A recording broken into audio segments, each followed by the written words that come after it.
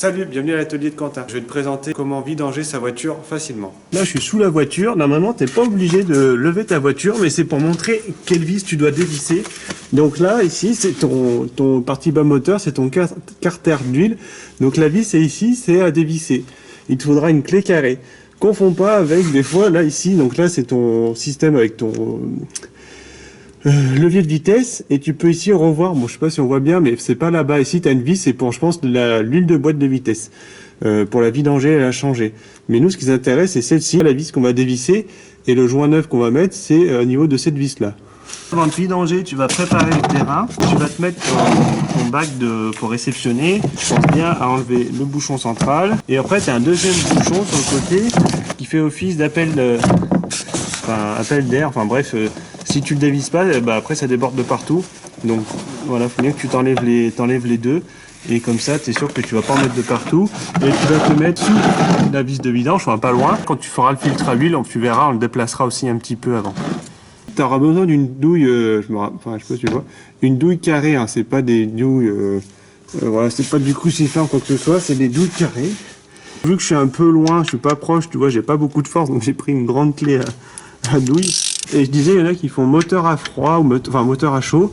Moi, je fais à froid parce que je trouve que dans les concessions, je pense pas que quand ils ont 18 voitures à faire dans la journée, ils attendent vraiment que le moteur soit chaud. Donc tu vois, si toi tu as fait chauffer ton moteur, pense à mettre des gants. D'une part pour te protéger de l'huile et ensuite de la chaleur. Et là, je vais en mettre. Hop. Voilà. Et tu vois, elle est bien noire. Et tu laisses couler, jusqu'à que tu n'aies plus de litre de vidange dedans.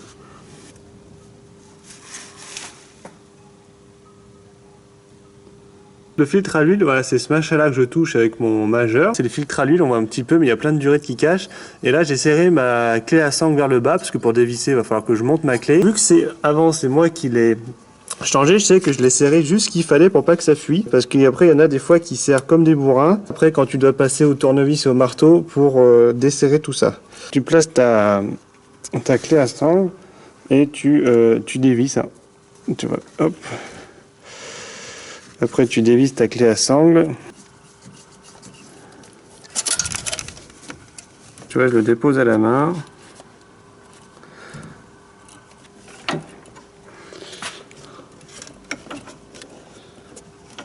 Ensuite, avec des chiffons, tu vas venir essuyer l'excédent. Ensuite, sur le filtre à huile neuf, tu remets de l'huile. Tu remets de l'huile sur le joint à lèvres avant de le replacer sur son support. Tu peux mettre éventuellement du nettoyant frein si tu veux.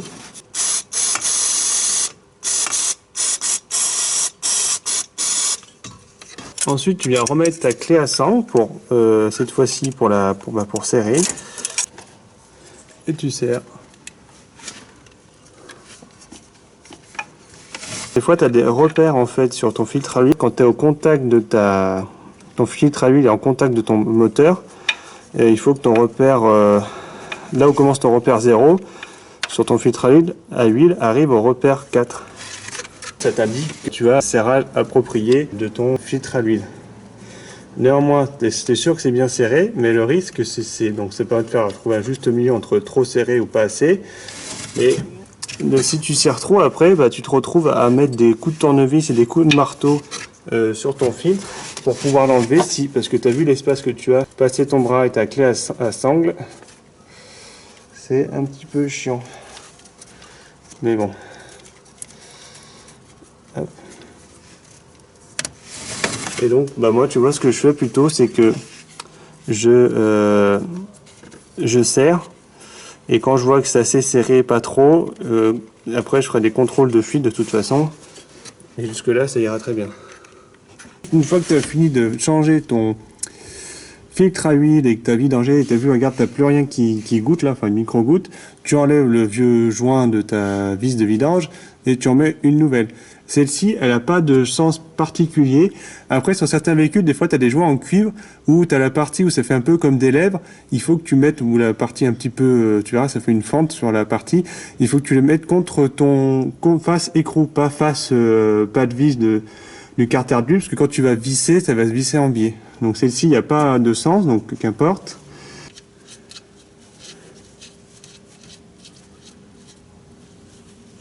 Tu viens serrer l'ensemble. Alors, j'ai pas de coupe de serrage à te donner. Ce que je te dis, c'est juste que ce que tu fais test de fuite. C'est-à-dire que bah, tu serres, pas trop. Au début, ça peut te casser quelque chose, quoi que ce soit, quoi que ce soit, ou si tu n'as pas l'habitude. Tu serres, et ensuite tu vas mettre ton huile et tu regardes si ça fuit autour. Ça veut dire que t'as pas assez serré. Ou soit que tu as mis ton joint en cuivre à l'envers, mais voilà, ça, je te dis, c'est pour... en général, quand même, faut serrer. Hein. Hop, voilà. Tu vois, la voiture, elle bouge un petit peu pour quand je force. En général, c'est ce qu'il faut comme force pour serrer ta vis de vidange. Tu viens remplir ton réservoir d'huile avec de l'huile propre. En général, il faut à peu près 4 litres d'huile. Enfin, moi, je connais pas. Tu regardes sur ta revue technique ou sur Internet. Mais moi, je commence par 4 litres. Je fais tourner mon moteur à chaud. Et après, je vérifie les fuites. Et ensuite, je contrôle mon niveau à huile avec un moteur, avec la voiture, bien entendu, sur ces 4 roues à plat. Et là, je vais mettre 4 litres d'huile.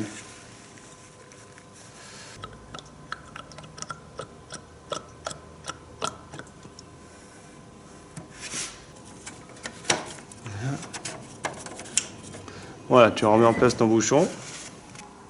Et tu redémarres ton moteur.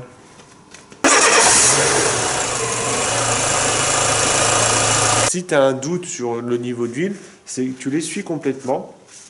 Tu la sors, tu l'essuies complètement, tu la fais bien sécher et tu la renfonces bien à fond dans ton réservoir d'huile. Là, la petite barrette en épaisseur, là, c'est le minimum. Là, c'est le maximum. Il faut que ton niveau d'huile soit entre ces deux petites barrettes. Et là, tu vois, moi, j'en suis aux 3/4. Et comme je t'ai dit tout à l'heure, tu vois, j'ai mis 4 litres. Après, j'ai dû rajouter à peu près, j'en ai mis un peu à côté, c'est pas grave. Et j'ai dû ensuite rajouter à peu près entre 300 et 500 millilitres. Et tu vois, je suis aux 3/4, donc je pourrais encore en rajouter. Mais là, bah, voilà, c'est suffisant pour que ton moteur puisse tourner en sécurité.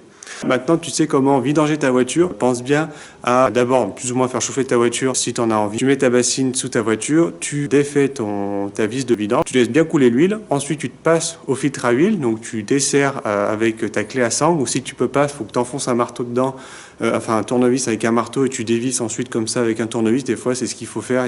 C'est la merde, mais ça se fait. Ça prend 3 plombes, mais ça se fait. Au nouveau, tu remets de l'huile dessus.